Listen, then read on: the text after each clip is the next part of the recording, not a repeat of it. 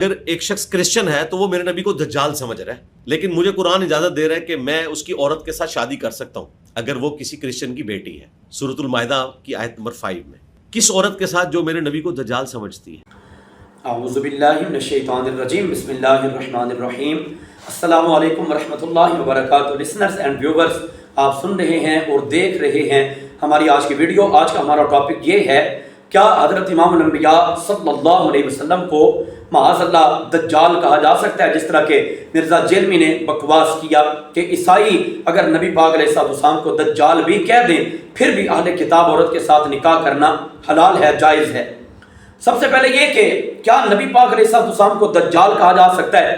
دجال دجل سے بنا، دجل کا مطلب مکر و فریب ہے۔ دجال کو دجال کیوں کہا جاتا ہے؟ اس کی وجہ یہ ہے کہ جب وہ روئے زمین کے اوپر آئے گا تو آسمان کی طرف اشارہ کرے گا تو بارش برس جائے گی۔ اب یہ دجل ہے، دھوکہ ہے۔ کیوں؟ وہ پہلے خدائی کا دعویٰ کرے گا کہ میں خدا ہوں۔ جو بندے بارش برستا دیکھیں گے وہ سمجھیں گے کہ یہ خدا ہے، یہ ایک دجل ہے، یہ فریب ہے، یہ دھوکہ ہے۔ لیکن کیا اللہ کے پاک رسول صلی اللہ علیہ وسلم نے جب ہاتھ اٹھا کے دعا مانگی اور بارش برسی، یا نماز استسقاء حضور نے ادا فرمائی اور حالات بدلے؟ پہلے ایسے تھا تو ایسے کر دیا، یا اگر چادر ہے اس کا ایک پلہ پہلے اوپر ہے، وہ پلڑا حضور علیہ السلام نے نیچے کر دیا، نیچے والا اوپر کیا کہ یا اللہ حالات تبدیل کر دے، بارش نہیں ہو رہی، مالک برسا دے۔ تو کیا یہ دجل تھا؟ اللہ کے نبی کی ذات کے اندر دجل نہیں ہوتا۔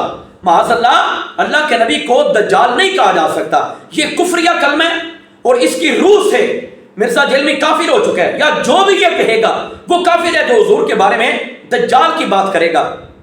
عیسائیوں نے حضور کے بارے میں یہ لفظ نہیں بولے، بلکہ وہ ٹوٹلی طور پہ اس کا انکار کرتے ہیں۔ عیسائی بھی اپنے چینلز کے اوپر بیٹھ کے یہ کہتے ہیں Muhammad is the prophet of God, genuine prophet of God, وہ اللہ تعالیٰ کے یقینی نبی ہیں، یعنی اللہ تعالیٰ نے ان کو بھیجا ہے، وہ تشریف لائے۔ And the holy Quran is a book of the holy prophet peace be upon him صلی اللہ علیہ وسلم، اور قرآن مجید یہ حضور کی کتاب ہے۔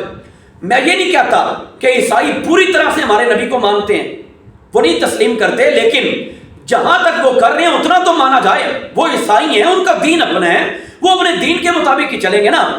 اگر ہمارے پیارے نبی صلی اللہ علیہ وسلم کو مان لیں پھر تو وہ مومن ہو گئے۔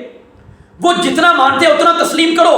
جب وہ کہہ رہے ہیں کہ آپ اللہ کے جینوئن نبی ہیں، آپ حقیقی نبی ہیں اللہ تعالیٰ جل مجد الکریم کے، تو پھر وہ دجال کہہ سکتے ہیں؟ دجال تو مکر و فریب دینے والے بندے کو کہا جاتا ہے۔ دجال مکر و فریب دے گا، حضور نے کبھی نہیں دیا۔ آپ صداقت کے علمبردار ہیں، یہاں تک کہ صحیح بخاری شریف کے اندر موجود ہے، میرے پاک رسول صلی اللہ علیہ وسلم آپ فرماتے ہیں میں سو بھی رہا ہوں پھر بھی میری زبان سے جو نکلے وہ حق ہوتا ہے۔ اللہ کے پاک نبی کی زبان سے سوتے وقت بھی حق ہی نکلتا ہے، دجل نہیں ہوتا، فریب نہیں ہوتا، مکر نہیں ہوتا۔ مرزا جی یہ آپ نے کفریہ کلمہ بولا ہے، علل اعلان توبہ کرنا واجب ہے، کیونکہ دجال آپ کا مرزا قادیانی ہے جس نے دھوکہ دیا، آپ اس کے بارے میں نہیں کہتے۔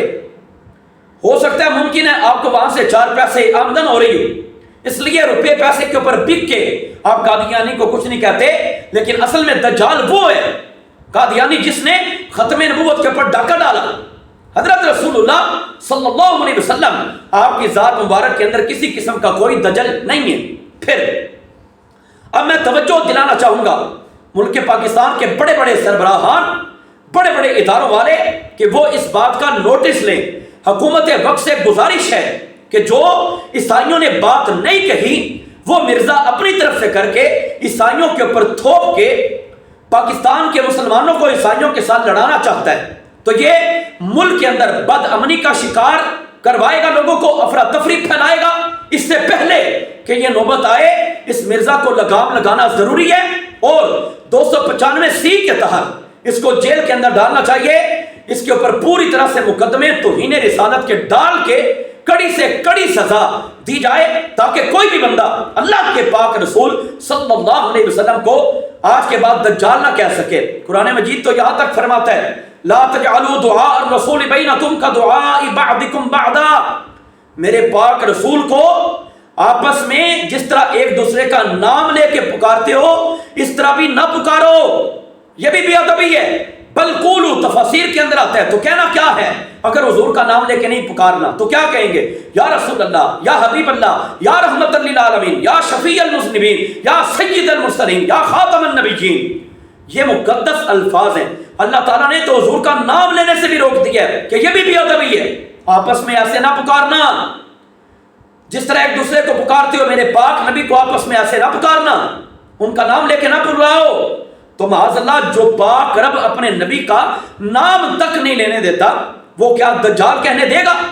یہ ضروری امر ہے، لازمی امر ہے۔ ادارے نوٹ کریں اور مرزا کو کڑی سے کڑی سزا دیں کہ یہ پاکستان کے مسلمانوں کو ذمی لوگوں کے ساتھ، عیسائیوں کے ساتھ لڑوانے کی ایک سازش ہے۔ اس سے پہلے بھی کئی ایسے واقعات ہو چکے ہیں، لیکن مزید اس سے پہلے کہ یہ بات اس نوبت تک جائے، لڑائی جھگڑے تک جائے، ادارے نوٹس لیں، اس کے ویڈیوز کے اوپر ٹوٹل پابندی لگا دی جائے اور اس کو پابند سلاسل کیا جائے تاکہ دین کا نظام پوری آبوتاب کے ساتھ چلتا رہے۔ اللہ سبحانہ قدوس جل وعلا ہم تمام مسلمانوں کو حضور نبی کریم علیہ السلام کی حقانیت اور صداقت پہچان کر آپ سے محبت کرنے کی توفیق عطا فرمائے۔ آمین۔ وما توفیقی الا باللہ۔